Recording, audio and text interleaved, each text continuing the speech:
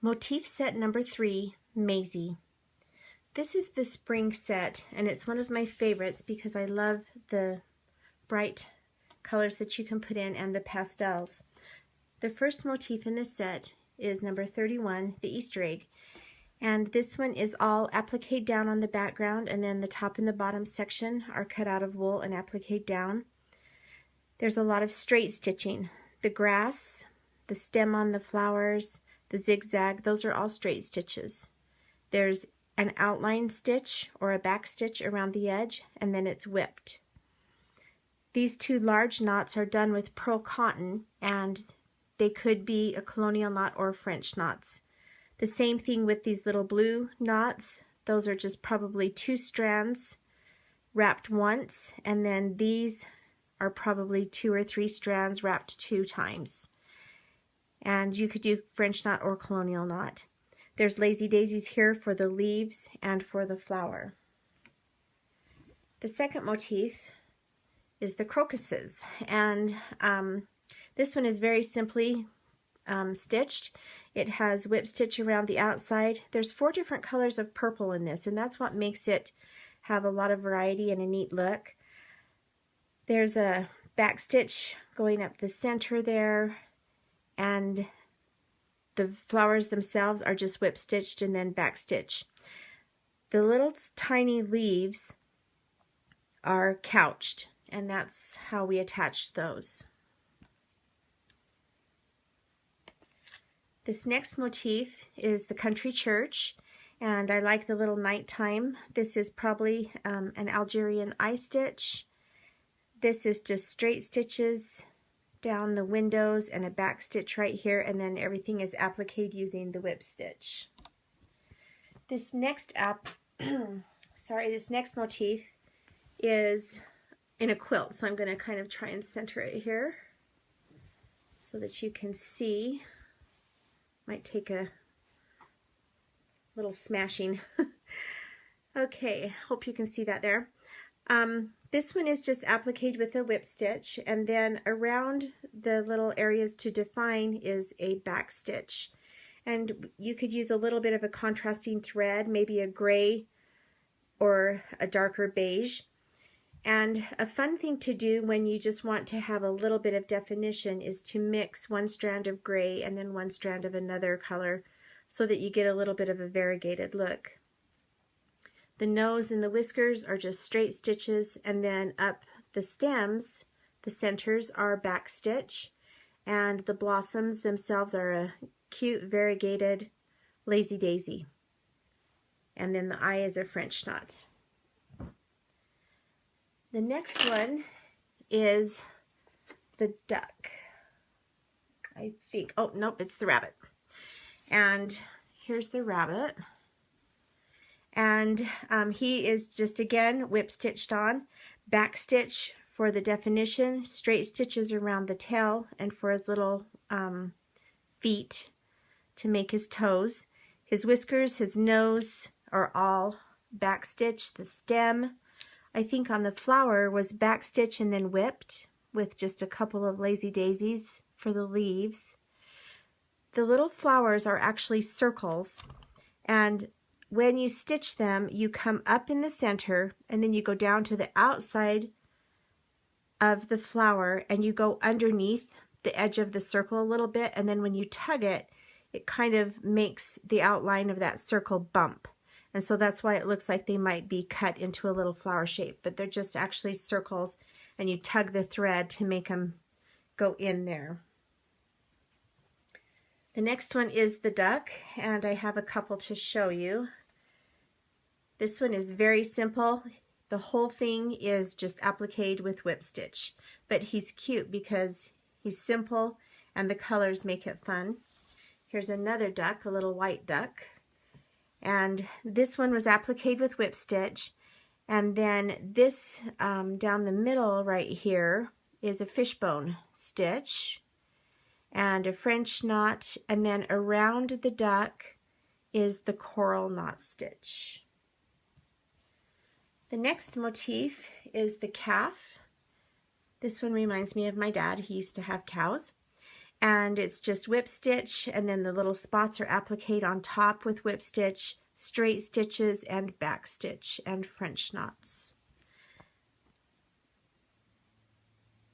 The baby bluebird is next, and here's one of them that I have two different ones to show you. This one is appliqued down with a whip stitch, and then it's a running stitch around with a contrasting color. And straight stitches, chain stitch up the stem, and an Algerian eye stitch for the center of the flower. The next little bluebird that I have to show you is this one. And this one has lazy daisies for the flower, where this one was appliqued. And so you can do anything you want there. This is a back stitch that's whipped. A lazy daisy. This is the fishbone stitch right here on his wing, and he is outlined after appliquing with a straight stitch. Sorry, let's see, that's not a straight stitch, that's a back stitch, and then straight stitches down here for his feet. The next one is the Easter basket. And this one is fun to do. You can do a little plaid for the basket, and then you don't have to embellish it all with any lines. This bow is appliqued down, and then there's lazy daisies and some back stitching to embellish it. This one has little yellow grass in it, and it's cute, just straight stitches to make it look all zigzaggy. And then the eggs are just decorated with little straight stitches and French knots. This next one I think is so cute, little mother goose. And this one again is all just appliqued down with whip stitches. There's lazy daisies, straight stitches right here, and some back stitch. Down here in the wing, there's little straight stitches to, you know, look like feathers. All right, the baby chicks are next, and that one, I need to find it, it's right here. These are whip stitched on. The beaks are just filled in with little straight stitches. His hair and the feet and the little grasses are just little straight stitches. The next motif is the nest, and this one is pretty fun. This one was appliqued down, just a brown piece of wool, and then we stitched the eggs using a satin stitch. The stem was appliqued, and then when the wool runs out, you're going to just do back stitch. You can whip it to make it thicker, or do a couple of layers if you want thicker stems with a back stitch. There's back stitch down the veins of some of the leaves. Some of the leaves are just appliqued. And this in here